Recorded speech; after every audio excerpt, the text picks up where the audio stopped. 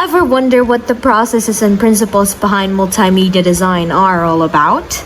Keep watching, because in this video, we will be talking about the 12 principles of multimedia design by Richard Mayer.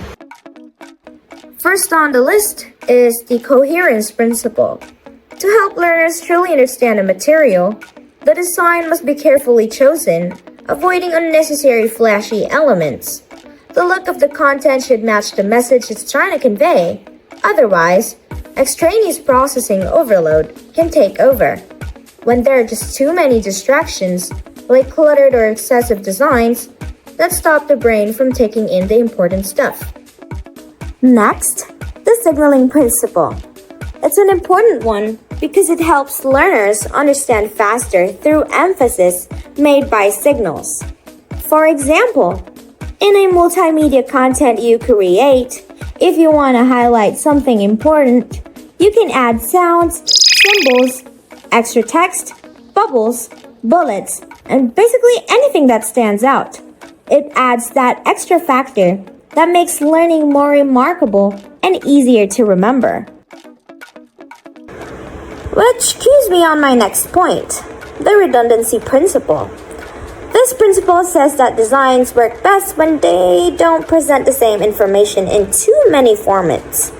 For example, if we're trying to convey something in a multimedia content, and we've already said it out loud or shown it in a picture, there's really no need to add text, animations, or anything of the like. It might just end up looking extraneous and make things more confusing instead of helpful. Moving on, the spatial contiguity principle is all about how effective multimedia elements become, like text and visual presentations when they're placed close together to make understanding and familiarizing easier. It serves as a helpful guide that allows the consumers to be enlightened about specific information, supported by the relevant design element, like for example, this picture. Which connects me to my next point, the temporal contiguity principle. This principle states that multimedia elements should be used at the same time rather than one after the other. It helps make learning easier and effective.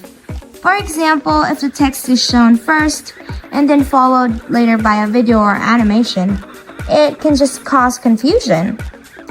I mean, why separate them when both elements support the same idea, right? Don't get bored yet, because the segmenting principle is for when the materials are divided into organized parts, just to make sure learning is processed effectively. Mayer takes into account how much the brain can actually handle when it comes to consuming information, so this principle helps make sure our minds won't be bombarded, and instead everything's broken down into controllable, manageable segments for easier digestion. For the pre-training principle, this is all about learning the foundations of ideas and concepts before diving into the full content. It's like getting yourself ready before actually hopping into the whole concept itself. One must first be aware and be familiarized with certain terms or processes before applying them. For example, if I were a student and had no idea how to create an animation, it would really help to have learning materials that would guide me first. That way, the whole experience becomes more productive and less overwhelming. Well, in the case of modality principle, it tackles how a lot of learners understand better through imagery and verbal mode, instead of images and texts. This principle shares the importance of choosing the right modality to convey information to learners. Following that, the personalization principle is basically about choosing options that suit you and your audience best. For example, as mentioned in Mayer's book, selecting words that make the audience feel closer or creating a more conversational tone in the content can really help. This approach makes it easier for them to understand and connect with what's going on in the material. Similarly, The voice principle suggests that humans learn better when listening to a natural, humble human voice rather than robotic or AI-generated ones. For example, in this video, I hope it feels a bit more comfortable to watch and listen to, since you're listening to my original voice. Alrighty, next up is the image principle.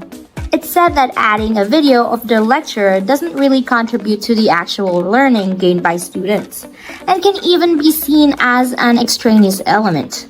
While it might still be depending on the situation, based on the findings from Mayer's book Multimedia Learning, it was found that including this kind of image doesn't benefit learning at all. Instead, by putting related video or animation and even picture may be more beneficial so that learners could imagine better. And finally, the multimedia principle. This is all about how designers format their content using not just one element, like written text, but combining it with illustrations that will help the learners to understand better. Of course, we, as learners, can still learn through just text or words, but another study from the Book of Mayer have shown that using both visuals and text can be a big help in improving learning. This video is basically a glimpse of the 12 principles of multimedia learning from Richard Mayer's Multimedia Learning, 2009. Most of the things I talked about are based on his book, so definitely check it out if you're interested.